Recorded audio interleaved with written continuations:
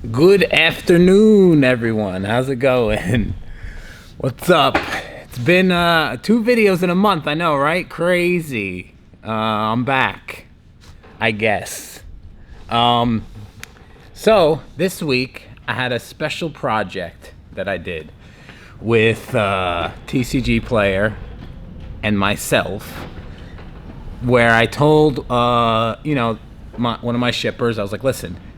Every card that we sell at our floor price, that we ship out ourselves, I want you to make a note because I want to get the data. Now, granted, this isn't any card that's sold on direct. This is just what we shipped out ourselves.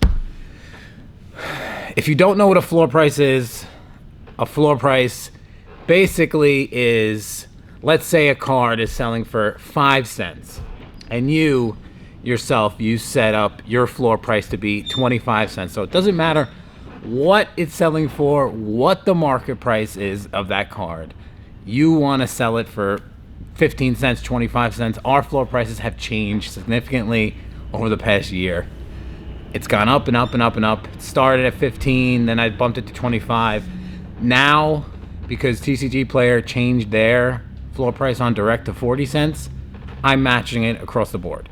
So our floor prices with the data I'm going to give you is 40 cents and up. So our cards, doesn't matter what it's selling for, we post it for 40 cents. Doesn't matter if it's selling for 10 cents, doesn't matter if it's selling for a nickel. We post it at 40 cents. I'm sorry, it's extremely windy here. There's car alarms going off. It's chaos. We got all our display cases in. Well, first, let me show you the display cases before we get into that. These display cases are insane. So, all right. First of all, this is the warehouse now. It's all, the middle shelving completely gone. I had to rearrange everything. These are all the display cases right here. We got 6 of them. But these are them. They're insane. They're sick. So if you look inside, they have built-in shelving for the cards.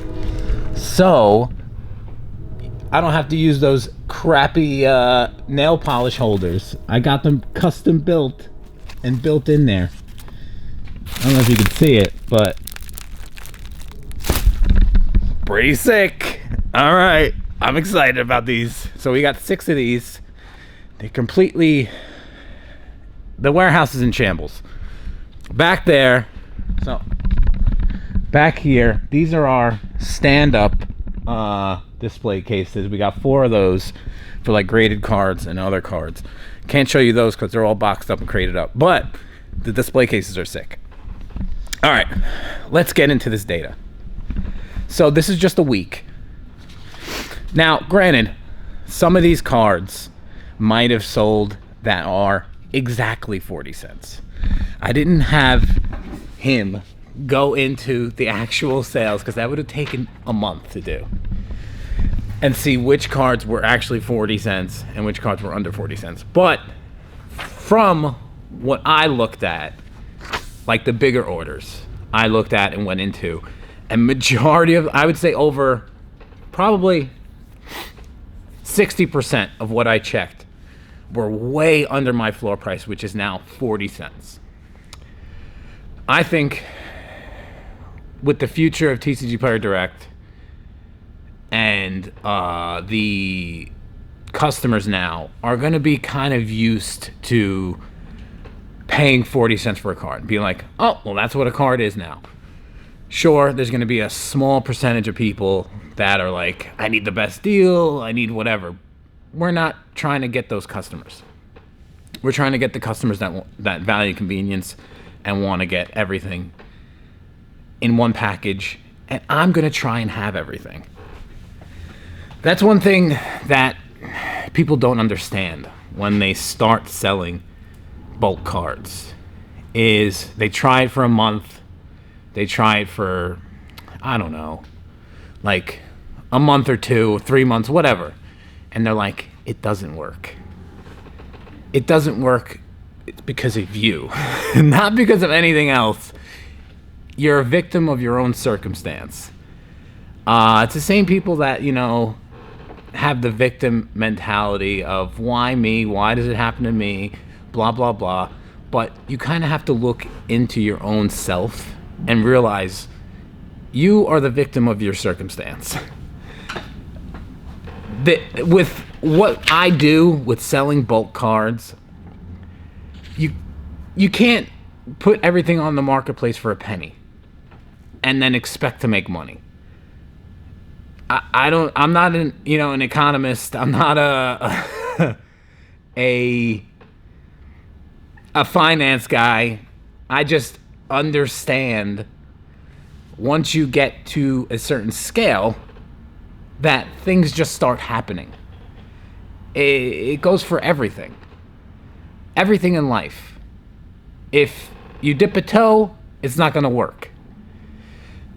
Don't half-ass anything. If you're going to do anything, you got to whole-ass it. So, this is the data. This is from Sunday to Friday, so not even Saturday. It's only 6 days.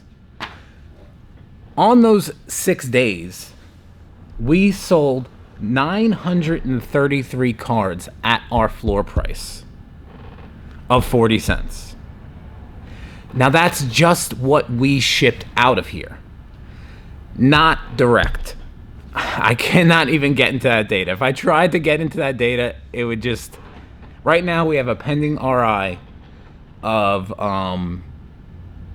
the non-preferred RIs. So how they do it is they split it up now. So there's preferred and then there's standard. Standard RIs are cards that are of lower value. Preferred RIs are higher value cards. So our standard RI right now is sitting at around 1,200 cards. Now it's probably going to get triggered on Monday. So my employee, it'll take him probably 2-3 hours to pull that. Now that's all cards that we sold on direct. They could be $2 and under or $3 and under. I really don't know how they do the math with that. But 933 cards sold at our floor price that we shipped out of here. We put the label on it. We put the address on it. We packed it. We shipped it. That's a lot of money. 933 cards times 40 cents is what? Like $350, something like that? Around there. Whatever. It was off the top of my head. It's around 300 and change. So 300 and change a week that you could potentially bring back into the business on cards that are probably below your floor price. So that's the importance of setting up a floor price and sticking with it. You can't just do it for a day and be like, oh, doesn't work, sales slowed, it's a scam. Back to what I was doing. You have to see it through. You have to do it and keep doing it and keep doing it and keep doing it and keep doing it and build up an inventory. Right now on TCGplayer, we're not really at our capacity as we've had in the past. I think the most we've ever had on TCGplayer is around 350,000 cards. Right now we're sitting at around 260,000.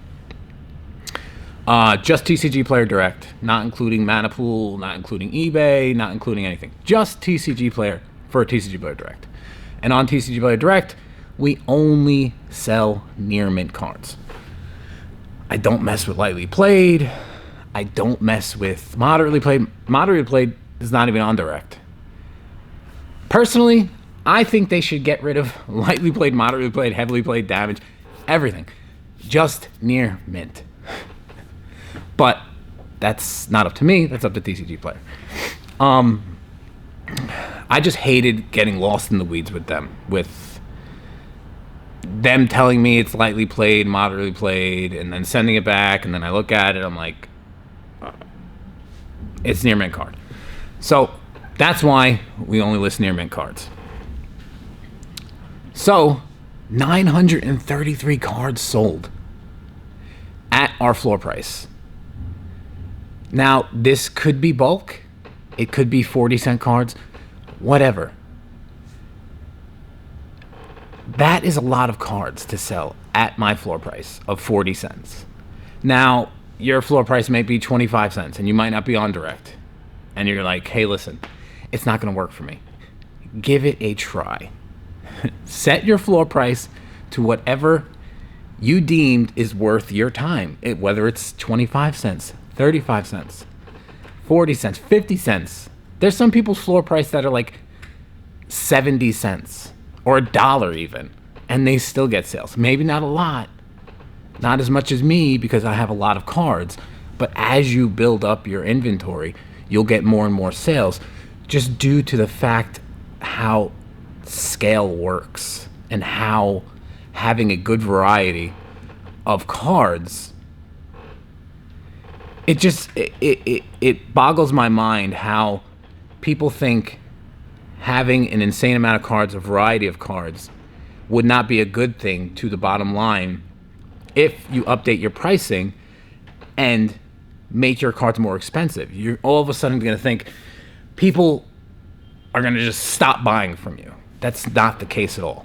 And, I have the data to prove it. There's people that are buying. One guy bought 40 of every card from a commander set that I had here. 40 of every card that were at my floor price. A lot of these people, they build custom commander decks, they build custom cubes, whatever, and they have to get these cards. So, why not be the guy they get them from? And they're gonna be spending more money because of your floor price. They're not gonna be buying 5 from this guy because he's 25 cents, 4 from this guy, 3 from this guy, and then pay $50 in shipping at the end of the day. They'd rather just buy from one person, which is me or you, depending on, if you have the available stock for them. It's the same thing like why everyone complains about Card Kingdom's pricing. And they're still in business. They're still doing tons of volume, tons of cards, buying tons of cards, selling tons of cards, just because they have a lot of cards. And that's something, you have to try out for yourself. But it's not going to work if you don't feed the beast. You have to feed the beast. The beast is TCGplayer. So the more variety and more cards you have, the more cards you will sell. I'm not an expert in the economy or how things work. This is just what I've done and what works for me. And I've become a semi-moderately successful person in this industry. And this is me just sharing my tips along the way. Whether it could help you or help your store or help your side hustle. This is just me figuring shit out here with you. And it works for me. 933 cards I've sold at my floor price in a week. So let's say 3,000 to 4,000 cards a month will sell at my floor price as long as I keep up with it. Sure, if I slow down and don't list a lot during a week, that number will go down. I know there's going to be a lot of people, yeah, but the time, you got to pay your employee this, you got to pay your... That's business. Now, it doesn't take us all week to put away 1,000 bulk cards. That would be crazy. This is where, getting to scale with whatever you do, whether you do it by hand or not. If you do it by hand, raise your floor prices up more. See if it works. But you gotta stick with it, and you have to see it through. If you're dipping a toe, it ain't gonna work. Go try something else. The TCG industry and the TCG marketplace is very labor intensive and very, very time intensive. It takes a lot of time to do this shit.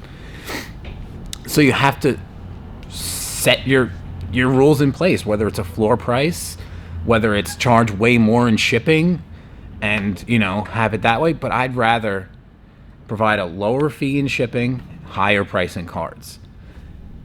In my experience, it's worked out a lot better for me that way than charging $5.99 shipping for everything and have the price be whatever it is. Because when people see a high price tag in shipping, they're less likely to buy from you. But if they have a higher price, if you have a higher price in cards and a lower price in shipping, they're much more likely to buy from you. It doesn't matter what it is. It doesn't matter anything. If I have to pay for shipping on something, it doesn't matter if it's even a cheaper price. Sometimes I won't buy it because I have to pay shipping. It's crazy how the human brain works. But this is what works for me. Now, you're sitting at home, what could I do? Start off by figuring out what your floor price is going to be. Whether it's a nickel, please don't do a nickel. I'd say any floor price should start at 25 cents and work up from there. And I know you're telling me I'm not gonna get sales, but you will. You'll free up time from shipping because you won't be shipping out a crap ton of cards to now freeing up their time to input those cards for yourself. So now the time you're allocating towards shipping can now go towards inventory. And then you'll build up your inventory, and then you'll be making more money on that inventory because you'll be able to sell it at a higher price tag because you have more of it and more variety. Just give it a try. Let me know how it goes. I was astounded when I seen 1,000 cards almost sold at our floor price. Crazy, crazy, crazy.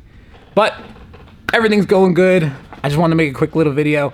The importance of floor prices. Subscribe, do whatever, don't subscribe, curse me out, tell me I'm a scam. I don't know. I'll see you later. Bye.